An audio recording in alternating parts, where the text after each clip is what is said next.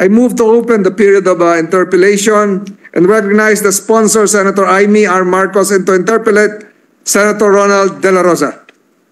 Hearing no objection, period of interpellation is now in order. Senators Marcos and De La Rosa are hereby recognized. Thank you. Thank you very much. I'm pleased to attempt to answer the questions of Senator De La Rosa.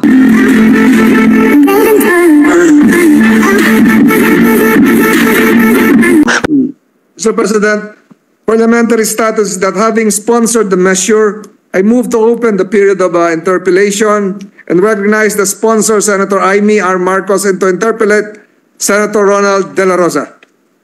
Hearing no objection, period of interpellation is now in order. Senators Marcos and De La Rosa are hereby recognized. Thank you. Thank you very much. I'm pleased to attempt to answer the questions of Senator De La Rosa. Thank you, Madam Sponsor. Thank you, Mr. President. If as said by the good sponsor, she's ready to answer my questions, ma'am. Thank you. My first question is, what's the rationale behind this proposed measure? Yes, we are proposing that the term of 3 years be amended to 6 years. Alam naman natin na nakailang amendment na tayo, in-extend natin 2 beses, kaya ngayon ang Korte Suprema sinabi na bawal na yung pa-extend.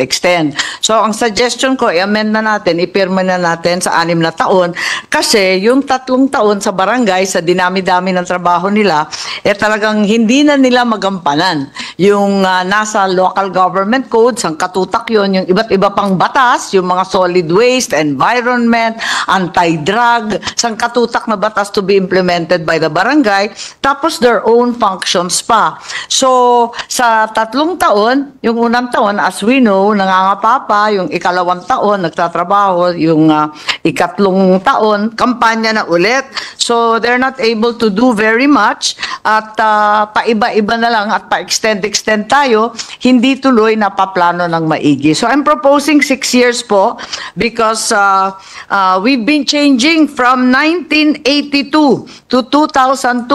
Naging 6 years, naging 5 years, naging 3 years, 5 years, 3 years na liwat. So pa iba-iba. So once and for all, let's fix it at 6 years para hindi na maisabay sa presidential election, hindi na siya kukontra at may sarili na siyang timing and schedule. Thank you, Madam Sponsor. Mr. President, actually, I am very supportive of this particular measure. Yes. But meron lang akong kunting apprehensions, like sa mga narinig natin, yes, mga ordinaryong tao, mga taga-barangay, how will we be able to convince them itong from 3 years gawin natin 6 years na meron silang sinasabi na kahit na 3 years maybe for us 3 years is so short a term for a good barangay captain. But too long. On the other hand, it's too long for a very bad barangay captain. So kung gagawin natin 6 years, paano natin ma-satisfy yung mga apprehensions ng ating mga kababayan doon sa barangay? Yes, tama yun. 6 years is very long time for a bad barangay kapitan, a bad SK, or an absentee one. So certainly, this is a consideration. But we've seen already over time that we keep extending that 3 years. It's really not workable or practical. Actually, there are also several remedies available. There's a quarterly assessment now being done by the DILG for non-performing or performing officials. So this quarterly assessment, while it has no sanctions, also serves to give a record and a report to the people. Isa pa, marami naman tayong mapa-file through the DILG. The DILG can investigate, then file the appropriate charges in the court. with the ombudsman or even directly with the sanggunian, because the sanggunian can also deal with administrative complaints and the decision is final and executory. Of course, the courts and the ombudsman are still available also. And if you recall, during the Bayanihan Law, yung DILG, maraming kinasuhan ng mga kapitan na hindi nagko-comply sa mga lockdown orders at yung iba na-aresto pa nga dahil dito nga sa mga nangyayari, nag-file talaga ang DILG noon. Yeah, thank you. Good I sponsor. also forgot, pwede palang bawasan yung honoraria nila. Pag na-absent sila ng na-absent, kasi yung honoraria ng mga barangay officials is based on attendance. So, pwedeng bawasan yung kanilang honoraria. And finally, there's a recall section. Pag talagang wala ng pag-asa, may recall section sa ating local government code, article section 69, pwede mag-recall ng barangay kapitan. Mas madali, para sa SK, pwedeng isuspenso rin and eventually madidismiss ang SK pag absentee o non-performing ng majority ng sanggunian pag bumoto sila. Yeah, thank you, Mr. President. Good sponsor. Meron ng isang issue dito tungkol sa SK. Kung gagawin natin 6 years term, yung SK, ang age limit nila is 24 years old. After 6 years of serving, 30 years old na sila. That's right. Hindi na sila masyadong adept with the current events or the current developments of the youth. Pagdating sa edad na 30. Yes. Kasi parang mature na sila. Pagdating nga, then they will be Overage na eligible sila. for another 6 years. 6 years. So 30 plus 6, maging 36. Ang iniisip po natin, yung SK one term lang. Talagang One term 6 years lang. Isang consideration yon na one term lang para coterminous at makatipid pa rin tayo sa eleksyon. Kasi yung mga SK, 18 to 24 ang mga kandidato. So, pasok pa rin sila sa 30-year-old age limit after the 6 years. But they cannot run as SK anymore. Kailangan kagawad na sila o kapitan na mismo. Okay. So, may nabasa ko kanina doon na 2 consecutive terms. Yung SK, hindi na yun. We will forgo with that. That's right. Consecutive term. If they're 24 years old today, what will happen, of course, is they'll be overaged and not eligible to run a second term na. It will have to be as kagawad or kapitan or some other position. Thank you, Madam Sponsor, Mr. President. But I think the good sponsor will agree with me that the ultimate judge of this barangay captains as far as their performance is concerned is really yung taong bayan. Totoo yan. Sabi mo, kahit nakasuhan mo yung kapitan na yan for their subpar performance, ano-ano mga sanctions na ibibigay mo dyan, still, the people from the barangay will claim that do not take that away from us, the power to Tama po yun. punish these non-performing barangay captains by not electing them for another term. Tama po yun. Nakikita natin yan. Talagang tinatanggal ng tao yan kaagad-agad sa eleksyon. Yes. O kaya hindi iboboto yung kamag-anak na pinatakbo. Talagang pag nagalit yung tao sa'yo, ganun talaga Yes, thank you, Mr. President. And I hope that this measure will ultimately cure yung problema natin about extension. Tama. Nung ma-fix na ito, then wala na tayong problema. Sana, tapos na ito. Thank you. Bumoto tayo, magkasabay tayo. Ang unang measure ng 18th Congress, in-extend natin yung 2019, naging 2022. Unang measure na naman yata sa 19th Congress, in-extend na naman 2022 to 2023. Nauubos ang oras natin ka-extend Tama ka, Madam Sponsor, Mr. President. With that, I would like to manifest my full support to this particular measure. Maraming salamat because the majority leader is already walking around and he is signaling me to stop my interpellation. And I would like to manifest my intention to become a co-author of this Thank you very much. measure, Mr. President. Maraming salamat. Salamat, salamat. Thank you so much. Mr. President, thank you. Thank you, Senator De La Rosa, Majority Leader. I ask USAA to restore some semblance of order in this plenary hall. Mr. President, next to interpellate would be none other than Senator Robin Hood Padilla. I move that he be recognized. Si Rob. Senator Robin Hood Padilla is recognized. Sige na. Kaya nga wala si Coco. Si Coco nagsabi. He will. Ay, sinabayo. Ay, you want to eat yan? Maraming salamat po, Ginoong Pangulo. Pwede po bang makapagtanong sa atin pong ginagalang at binamahal na senadora mula sa Ilocos?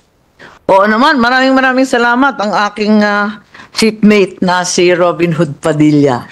Opo, ako po ay naliligayahan din po dito sa inyong panukala. Meron lang po akong isang maikling katanungan at inihingi ko po ang inyong paliwanag sapagkat ang Supreme Court po ay nagsabi unconstitutional daw po yung law na pag-postpone natin ng barangay at sangguniang kabataan na dapat daw po ay isinagawa na at ngayon po gusto na naman nating dagdagan. Gano'n po ba ang mangyayari?